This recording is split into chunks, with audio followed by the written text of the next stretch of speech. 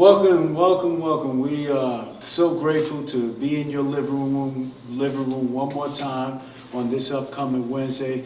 Our topic will be coming from overcoming homelessness. But what we're going to do this evening, just very shortly, because we don't have a lot of time, we're going to top off what we spoke about a little bit last week. T is going to close that out, and then we're going to get into the situations about how to overcome your homelessness situation. So Tyrone, let's close this out, what we talked about a little bit on the things that you had to go through when you were in that situation, homelessness. I don't think we got into the opportunity to really get into it. So let's do a short story about that, what you're talking about, and let's close that out. And then we're going to go right into the point of homelessness and how to overcome that. So you want me to touch on me being homeless? Or? Yeah, just go into the point. Just tell them a little bit how you got from that point. Last week we just talked about it a little bit, but the time was we were minimum on the time. So let's just close it out, because for the folks that may have been watching that last week, looking for part two on it, let's close it out. And then we're gonna go right into the homelessness. We ain't got to stay on it long. Okay, so I'm closing out on last week. What Yeah. we talked about last Yes, week. sir. Yes, sir. Well, to do a recap on what we discussed last week discussion was about my encounters as being a child and how I overcame Sure. a lot of that stuff and where I'm at today. Mm-hmm. And to be brief, if I had to capitalize on the main points, Mm-hmm. as a kid, we all go through situations. It's a part of life. We all go through something. We all come Yeah, through something. of course, of course. And the main key thing is, God first, family second, and everything else. Yes. And as long as you just, follow that order in life, Mm-hmm. you'll be able to get through anything if you always remember that priority. I 100% agree with you on what he just said. The main thing he said is God first, regardless what your situation may be like. But what it be like all the time, or what it seems like, it's not always that way. For instance, I'm just going to touch on what I had to go through as a child, being homeless in Richmond, Virginia, where I came from.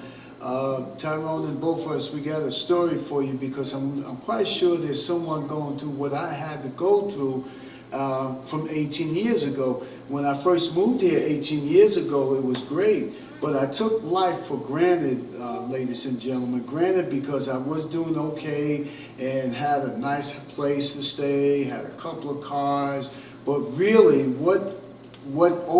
how I got into the situation, I forgot about God, who God is, and how he got me from point A to point B. When I put God to the side, then I just took this here thing called life. Granted, just going through the world, doing different things that I had no business doing, with the drugs and the money. I just overlooked my family. I didn't care about the family. I didn't care about nothing but satisfying me and me only. And when it came to the point where I was started to lose things in my life, that was a little difficult for me to swallow right then and there.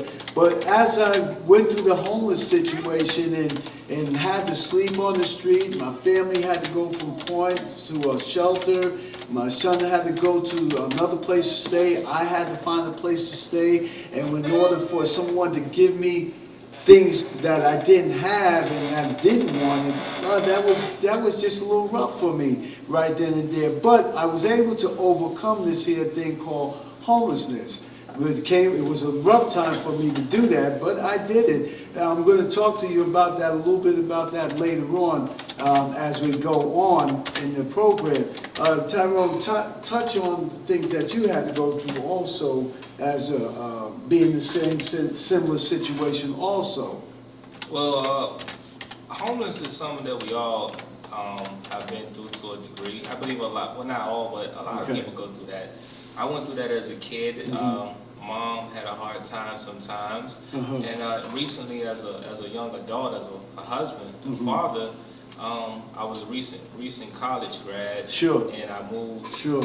And when you graduate from college, you pretty much start over. And it was hard finding a job, and it was hard finding a place to stay. So I was staying from couch to couch and living out of my trunk, and it was rough. And I got through it through prayer and my dad and a support system, and it's very embarrassing and it's very depressing. But it helps you appreciate it. When you go through something like that, it helps you appreciate having a roof over your head. It sure does. And I can tell you, ladies and gentlemen, how I became set free. It was rough. It was rough. It was so rough, because when you think you know everything, you want to find a way out, but your cockiness just won't let you find a way out. But how I overcome that is I had to go to the Lord. I went to God and I said, God, what is it going to take for me to get out of this thing called homelessness? Lord, what is it going to take for me to be balanced in my life? How can I be balanced in my family? How can I be balanced in whatever seems like? Because folks, whatever seemed like I touched, it was not working. But I found out through coming through this here thing, being balanced and how to find my way out of it, I had to keep my brothers and sisters. I had to keep everybody afloat. I just had to pray about them, because now all of a sudden, people look at you. They have the perception on you that this is what you are, this is what you're going to be, but it's not always going to be that way. But see, when you have the Lord on your side and you start following and you start, all of a sudden things start to build up in your life on how to get it. And once you find the first point of surviving, it's a surviving of the fittest. And with that being said, when God is on your side, He'll show you a way out of everything. So it doesn't matter what the time is, what the situation may be, is that you will overcome this here. You have to overcome it, because God gives you the wisdom, He gives you the glory, He gives you the strength to hold on, because it's not your last time of working for God. But when you start working for God, He'll give you bits and pieces of the puzzle of your life on the things that you are going through. Because sometimes when you go through something of being homeless, it just doesn't seem like you're going to find a way out of it. It just doesn't seem it. Now, when you were at that point yourself, what did it take you when it almost seemed like it was just no way out, but there was a way out? We said that we knew that we needed God. We knew God was going to be a part of this here story. God was going to be a part of this successful plan for us to survive. Now, in your survival fittest, what did it take you? Because mine is different than yours. So what did it take you to get out of this here situation, to get to where you at right now in your life with your family? Well, it took me changing my way of thinking. A lot of times we end up, if not homeless, but we end up in a homeless situation when we practice bad habits. And I had bad habits. I had with spending, not paying bills on time, things like that. So changing my mindset, my perspective on money, and being more responsible and having better spending habits and just better decision making. Sure. Helps a lot. Sure. And also, you know what else for me, ladies and gentlemen? You ever be in the woods sometimes and you get lost? Just say, for an example, you are a bear and you got your cubs at this tree. You forgot where they are. But now you got to explain. To see, you can get to them, but you got to ask the favor of God to put you right back on track to where you left your baby cubs are. And your baby cubs are your life. Explaining your life. That's how it is. Take your family. You're the big bear.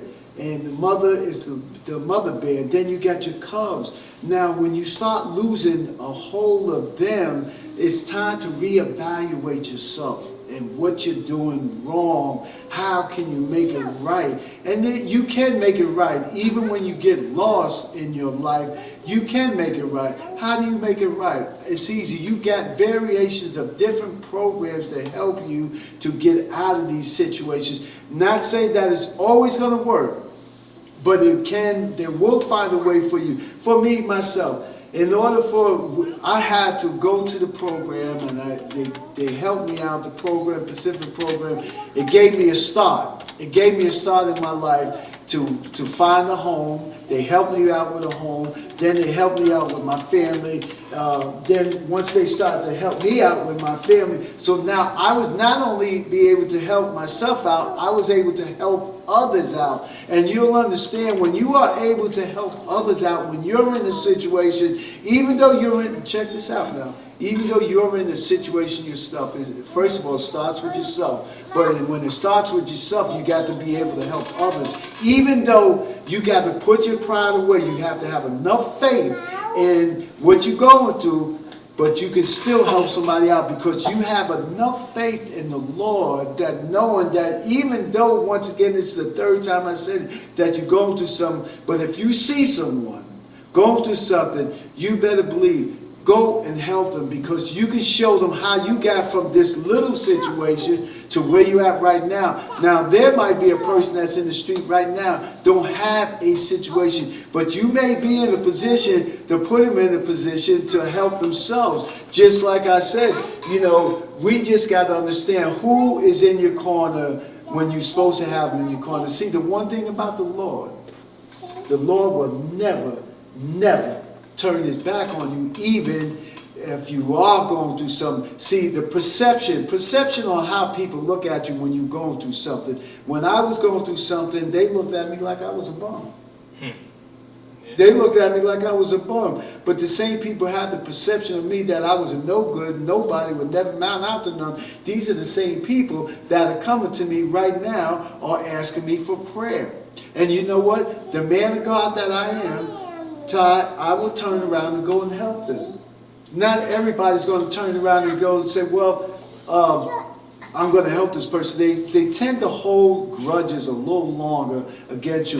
And if that was the case, if I had to hold a grudge against someone, it probably would have been my father. But the thing was, with my daddy, he was just trying to show me the right way. You know how it is back in the days when you used to get that head tore out the frame. You didn't understand that. But with your head getting tore out the frame, look where I am right now. Now, God is showing me how to be successful, how to help others, how to show them how these different programs are taking place. Because there's so many different programs out there to help one another. In your case, Todd, with the programs that's going on right now, how did any of these programs assist you? Or did they at all?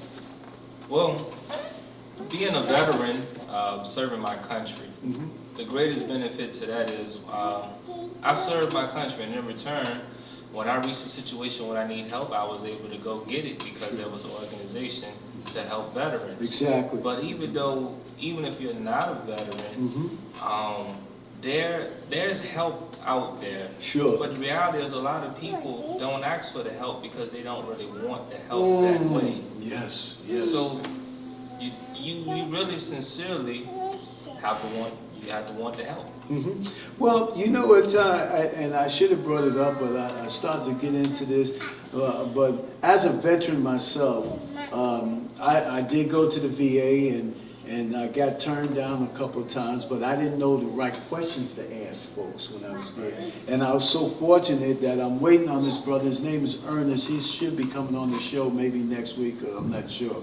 But he was one of the men that helped me to get myself established in the VA, to get paperwork together, to show me how to do this. So now this man, ladies and gentlemen, was going through, so he was homeless. He was homeless, and he just lost his wife. And but he was homeless, but he still took time out for me to share this information with me so he could help me. He put his stuff to the side to help me. So that's where I'm at right now. I put stuff to the side so I'm able to help others in their walk, even if at their lowest point of their life, that we got to sometimes to say, let me stop, let me help someone else. Because see, when you give up something, you put yourself to the side, put your situations to the side, and then you know God will already have you taken care of. Just like even when we go into situations right now in my home, right now. But you know what? I still smile.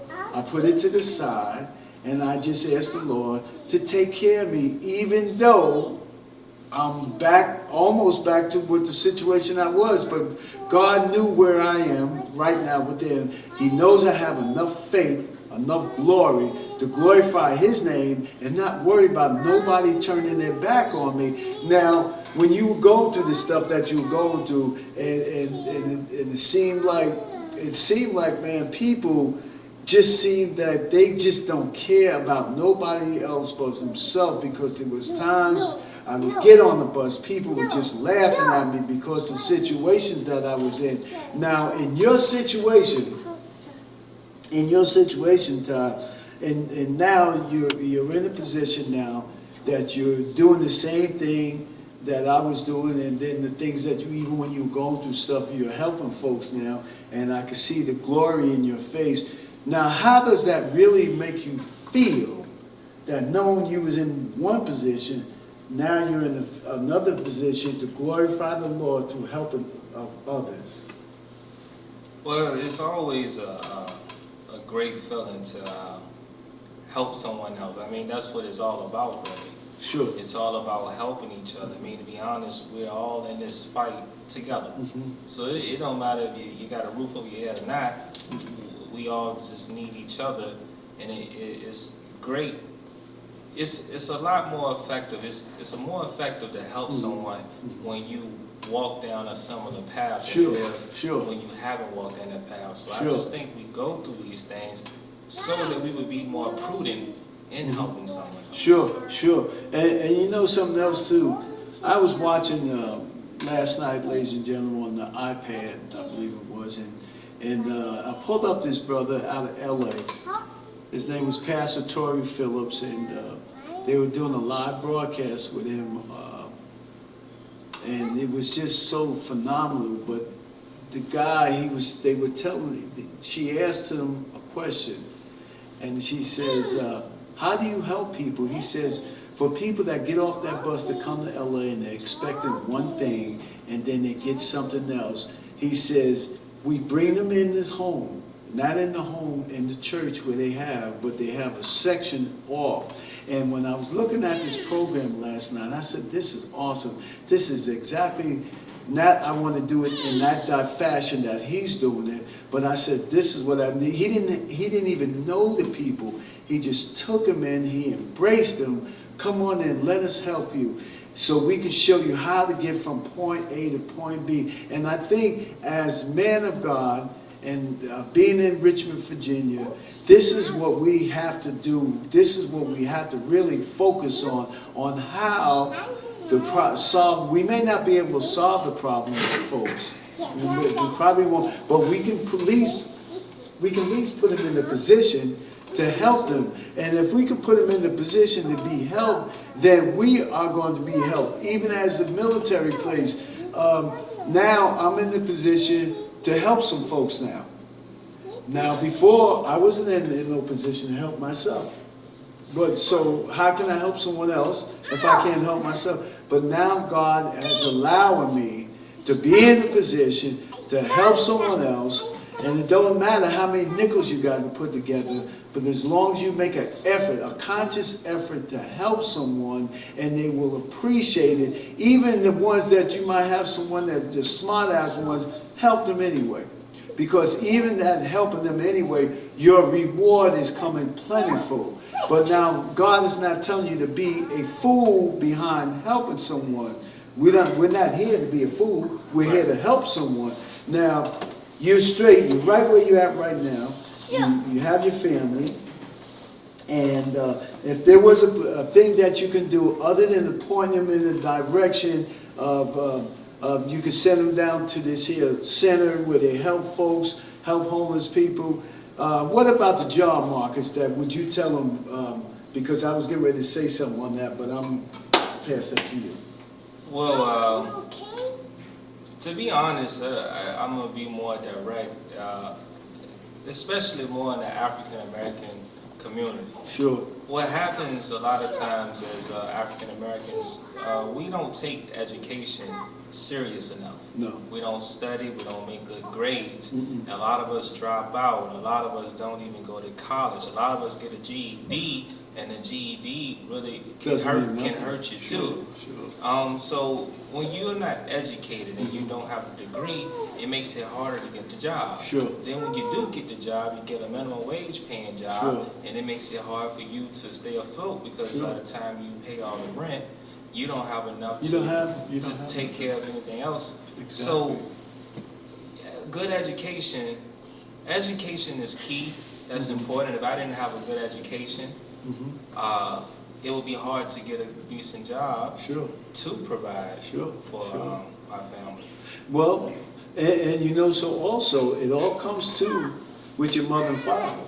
Right. Your mother and father got to be, I'm not talking, I'm just talking in general, your mother and father's got to be the ones that educate you other than the school teachers, because you got in this society today, the school teachers don't even want to be bothered with you, with the students, because the teachers got to worry about coming to school and hoping they come home that same day.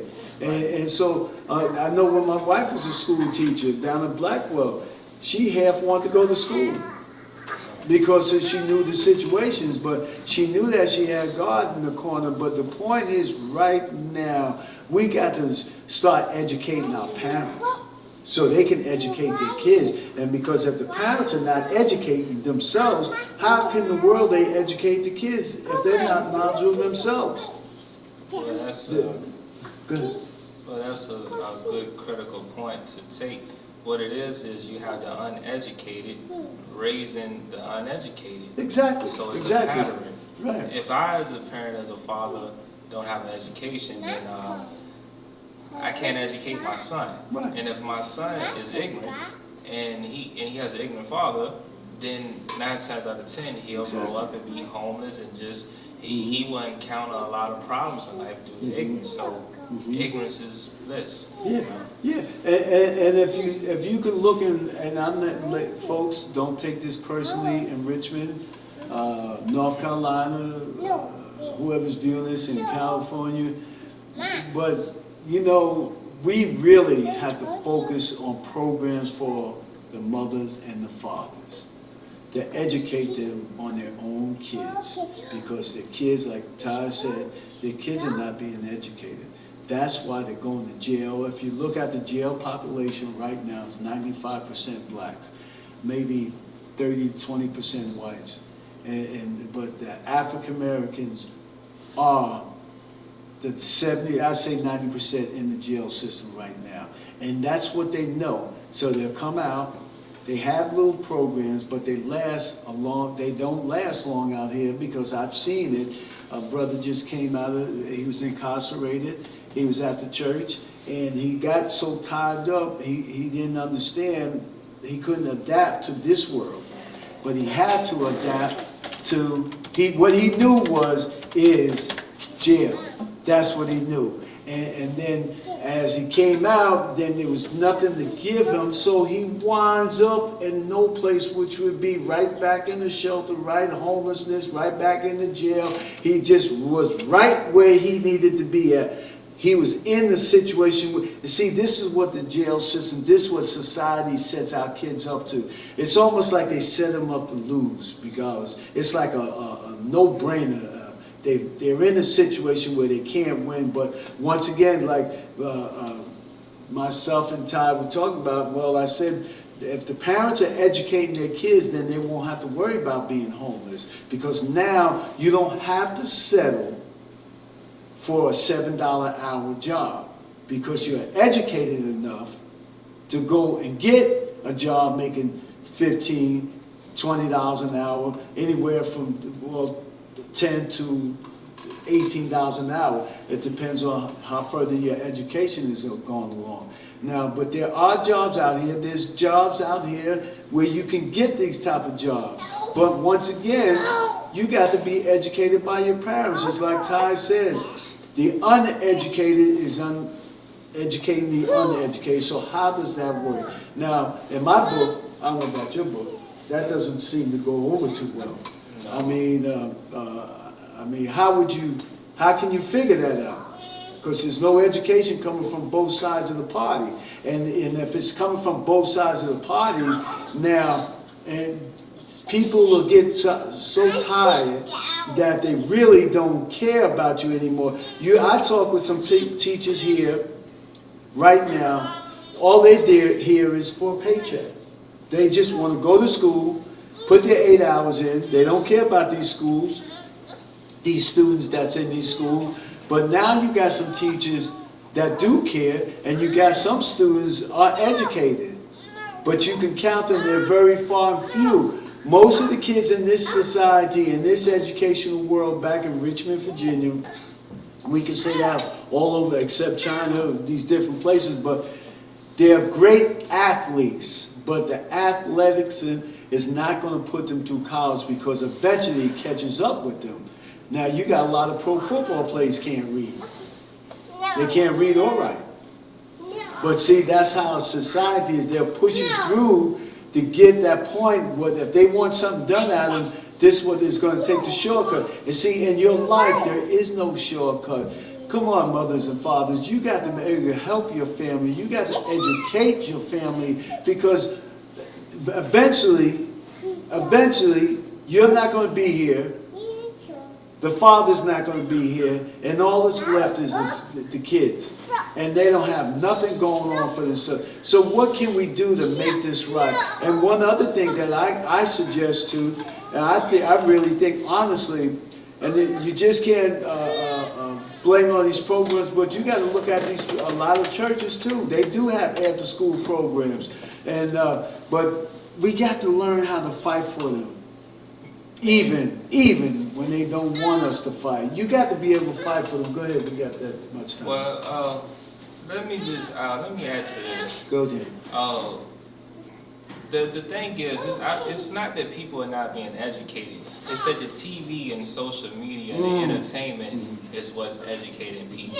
There's nothing wrong with your Jay-Z's, Michael Jacksons, your Tony Braxtons, Nicki Minaj's, but when that's what you feed your children. You feed them that more than, a good Christian-based foundation and, just home training and guidance and things like that. That is what hurts. But I tell you something, we was talking about this in church today. I got 1 minute left. We was talking about this in church at a conference, and they brought this man in there. They said the biggest downfall, the biggest defeat was the phones. The phones are the biggest downfall. Not so much the teachers, yes, the teachers, but it's the education of the phones. They, like you said, they go to the phones before they go to their parents. That's what they're doing. With that being said, ladies and gentlemen, we want to thank you one more time for allowing us to come into your living room. Ty, you got about 10 seconds to say something, and I'm going to close it out. Well, thank you for this opportunity. I would just want to say that being homeless is like any other problem in life. And a problem is simply a problem. You don't give up because you encounter a problem. It'll make you a better person. That's right. That's right. And like you said, with that being said, to God be the glory. Don't give up. Don't give up. In Jesus' name, amen.